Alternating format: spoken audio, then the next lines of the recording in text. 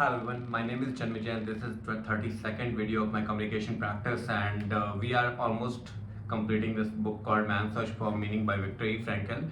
In the first part, the author talked about his experience in the death camp or concentration camp in the Nazi Germany era, and after his release he published his theory, which was logotherapy.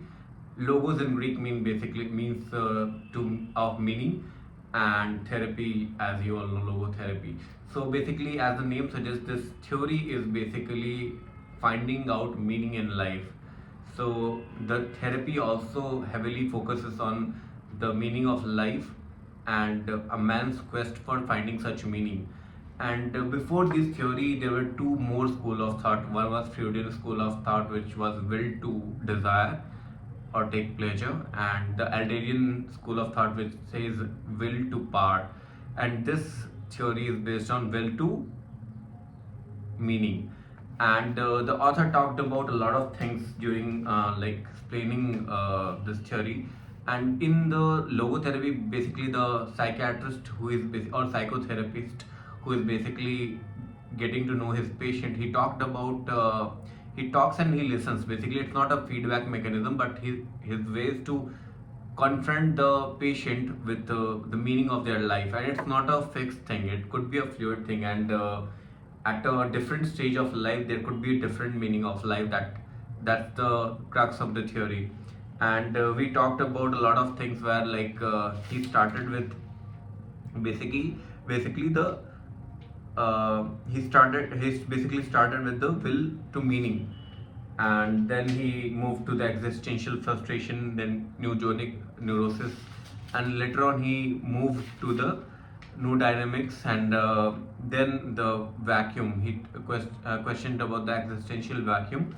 Then he moved to the meaning of life, and later on he moved to the meaning of existence, like it's a bigger picture, it's a bigger canvas.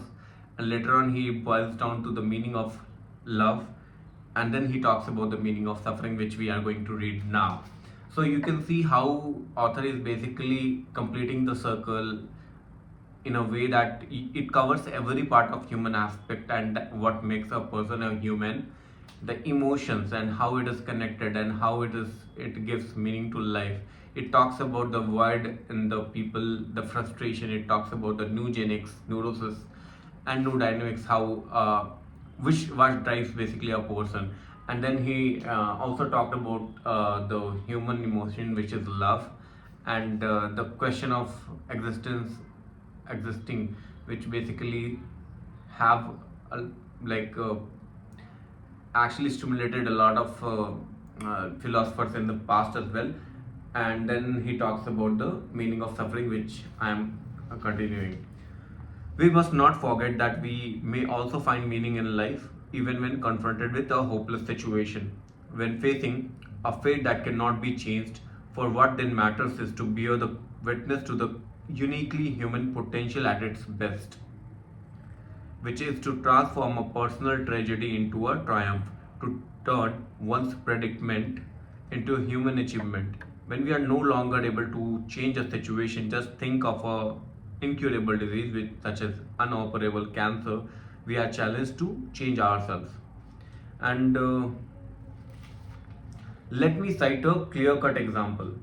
Once, an elderly general practitioner consulted me because of his severe depression.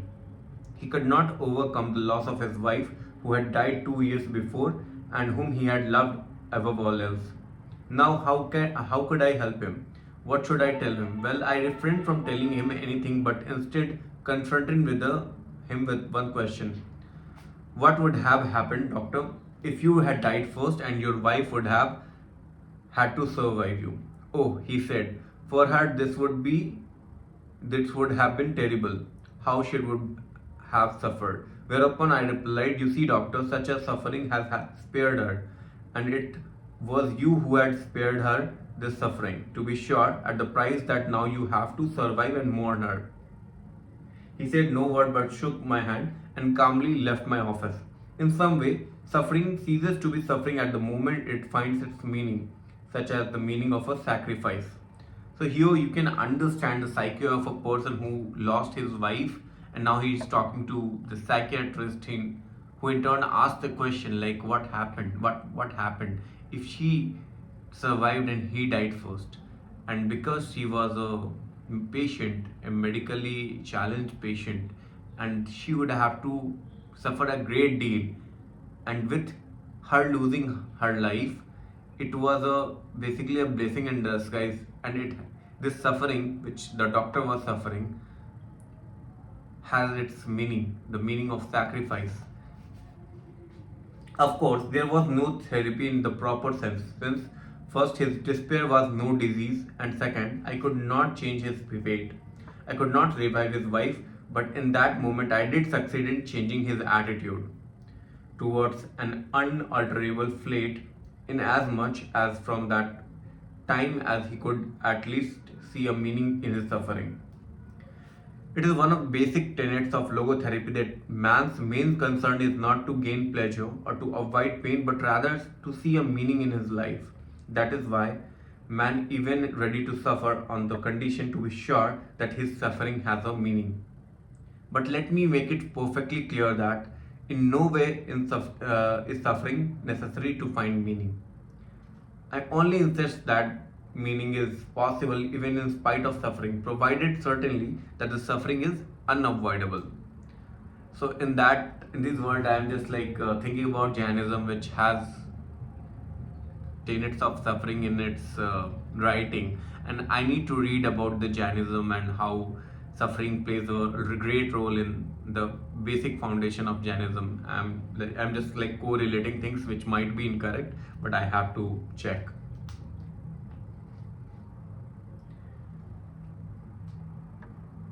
I only insist that meaning is possible even in spite of suffering, provided certainly that the suffering is unavoidable. If it were avoidable, however, the meaningful thing to do would be to remove its cause, be it psychological, biological, or political. To suffering unnecessarily is a masochistic rather than heroic.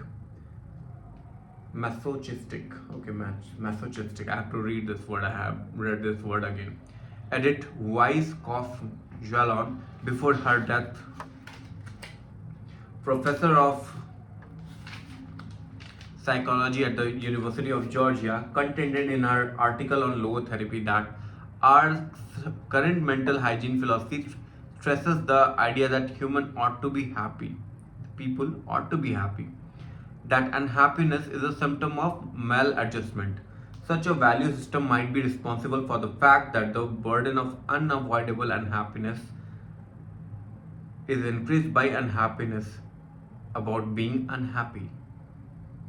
Great line.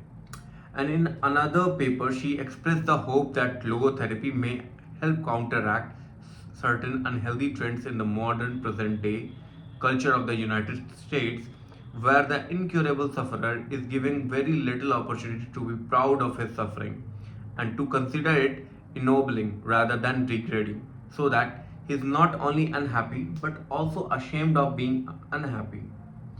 These are the situations in which one is cut from the opportunity to do one's work or to enjoy one's life. But what never can be ruled out is the unavoidability of suffering. In accepting this challenge, to suffer bravely, life has a meaning up to the last moment, and it retains this meaning literally to the end. In other words, life's meaning is an unconditional one, for it even includes the potential meaning of unavoidable suffering. Let me recall that, which was perhaps the deepest experience I had in the concentration camp. The odds of surviving the camp were no more than once in 28, as can easily be verified by exact statistics. It did not even seem possible, let alone probable, that the manuscript of my first book, which I had written in my coat, which I hidden in the coat when I arrived in Auschwitz, ever be rescued. Thus, I had to undergo and to overcome the loss of my mental child, and now it seemed as if nothing and no one would survive me. neither a physical nor a mental child of my own. So I found myself confronted with the question whether under such circumstances my life was ultimately void of any meaning. Not yet did I notice that an answer to this question, which I was wrestling so passionately, was already in store for me, and that soon after this answer would be given to me. This was the case when I had to surrender my clothes and in turn inherited the worn out rags of an inmate who had been already sent to the gas chamber immediately after his arrival at the Auschwitz railway station. Instead of the many pages of the manuscript, I found in the pocket of a newly acquired coat one single page torn out of a huge Hebrew prayer book containing the most important Jewish prayer, Shema Israel. How should I have interpreted such a coincidence other than a challenge to live my thoughts instead of merely putting them on paper? A bit later, I remembered it seemed to me that I would die in the near future in this critical situation. However, my concern was different from the most of my comrades. Their question was, will we survive the camp? For if not, all this suffering has no meaning. For if not, the question which beset me was, has all this suffering, this dying around us, a meaning? For if not, then ultimately there is no meaning to survival. For a life whose meaning depends upon such a happenstance as whether one escapes or not, ultimately would not be worth living at all. So here, in the next basically paragraph, he will talk about the metaclinical problems. So here we are getting the full sense of what author is trying to say, and here he says that there is a meaning to suffering. There could be meaning to suffering, and no one has to undergo through suffering to find meaning in his life. But if there is suffering, there should be a meaning. And here in the concentration camp, he was going through all the suffering, but at the end of the suffering, he was able to publish his book. He was published the ideas, the thesis of logotherapy. He was able to propagate it. So there was meaning in his suffering, and the author was aware of this once he was in the camp. He had this strong sense of this while at the camp, because he was all the other prisoners were thinking about, like, will they survive at all? If not, there is no suffering because they are not surviving. So there is no meaning of this suffering. But for author, it was a mental child or brain child. This logotherapy, it has to survive because the manuscript was stolen away from him. It was thrown in the dustbin, and now he has to rewrite. He has to propagate that. So there was meaning, and he was ready to scribe those things in a little paper, whatever he remembered. And after his release, he was ready to publish that, and that was basically his motivation in his life. And this suffering was basically a sort of, it has its meaning. I won't say it was a blessing in disguise, but it was more of a meaning. The suffering has a meaning, and that is what author is talking about. So yeah, that was basically day 32nd of my communication practice, and I see that I am not speaking very well, because I see my voice is a bit miffed. I'm not able to open myself. I'm not able to talk myself about these things freely. I think I have to find my own voice, and it is a bit difficult for me to listen my voice, because I find it's like meek. It is not that sort of has confidence. So I'm just trying to improve that, and hopefully in the next upcoming videos I will be more open. I'm just trying to stand, because I think it might have an effect on my voice, and that is why I'm doing that. So that was basically the essence of the video and why I'm creating these videos. So I'll see you in the 33rd videos, and I think we will be soon over with this book, and then I'll create a summarization of this logotherapy video where I will talk about a lot of things. So till then, bye bye, thanks for watching this video.